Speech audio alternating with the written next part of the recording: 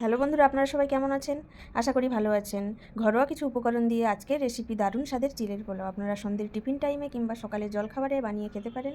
প্রথমে সমস্ত কিছু কেটে নিয়েছি, দেখুন ভালো করে গুছিয়ে নিয়েছি। বাদাম নিয়েছি, চিনেবাদাম, চিড়ে, পেঁয়াজ, কাঁচা লঙ্কা কেটে নিয়েছি, গাজর আর আলু কেটে নিয়েছি চৌকো চৌকো করে। আপনারা যদি নিরামিষ বানাতে চান তাহলে পেঁয়াজটা স্কিপ করতে পারেন।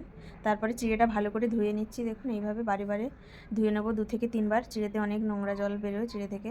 এইভাবে চিড়েটা শুকনো করে নেবো জল ঝরিয়ে। এরপর উনুনে কড়াই বসিয়ে দেবো। কড়াইটা গরম হয়ে গেলে রিফাইন্ড অয়েল দিয়ে দিলাম। দিয়ে প্রথমে চিনেবাদামটা ভেজে নেব। দেখুন একদম লো ফ্লেমে উনুনের চিনেবাদামটা ভেজে নেবেন মচমচে করে। আঁচ বাড়িয়ে দিলে পুড়ে যেতে পারে এবং ভাজাটাও ভালো হবে না। দেখুন এইভাবে লো ফ্লেমে একদম ভেজে নিচ্ছি চিনেবাদাম। ভাজা হয়ে গেলে তুলে নেব। দেখুন ভাজা হয়ে গেছে, তুলে নিচ্ছি চিনেবাদাম। এরপর ওই গরম তেলে সর্ষে দেবো, অল্প পরিমাণে সর্ষে দেবো। আপনার লাল সর্ষেও দিতে পারেন, আমি এখানে সাদা সর্ষে ব্যবহার করেছি। এরপরে একটু নেড়ে নিলাম, নিয়ে কেটে রাখা আলু আর গাজরটা দিয়ে দেবো।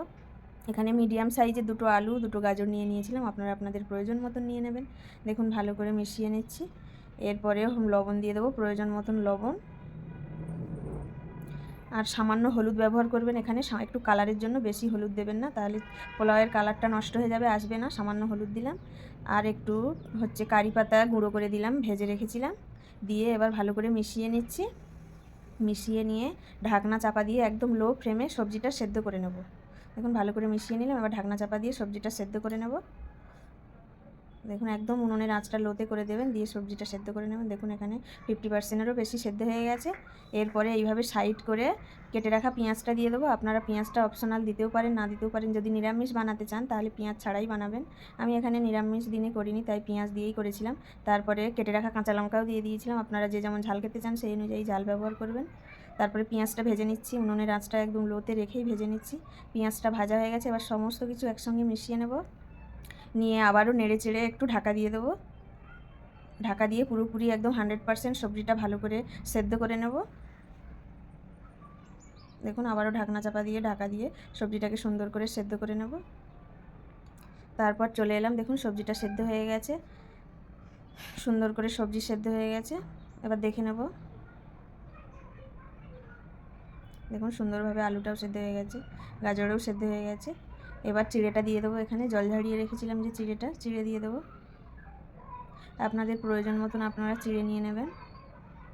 তারপরে সব একসঙ্গে মিশিয়ে নেব, সমস্ত কিছু সবজির সঙ্গে চিড়েটাকে ভালো করে মিশিয়ে নেব। মিশিয়ে নিলেই আর বাদাম ছড়িয়ে দিলেই আর স্বাদ মতন লবণ দিলেই আজকের রেসিপি একদম রেডি হয়ে যাবে। চিড়ের পোলাও, ঘরোয়া কিছু উপকরণ দিয়ে দুর্দান্ত স্বাদের চিড়ের পোলাও। দেখুন সুন্দর করে মিশিয়ে নিয়েছি। এরপর ভেজে রাখা বাদাম দিয়ে দেবো আর সামান্য এখানে চিনি ব্যবহার করব স্বাদের জন্য। আপনারা যদি ঝাল ঝাল খেতে চান তাহলে চিনিটা বাদ দিতে পারেন।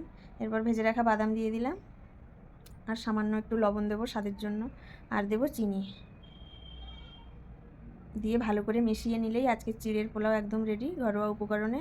এইভাবে একবার বানিয়ে খেয়ে দেখুন, আশা করি আপনাদের ভালো লাগবে ভিডিওটা, এবং একবার বানিয়ে খেলে বারবার খেতে ইচ্ছে করবে।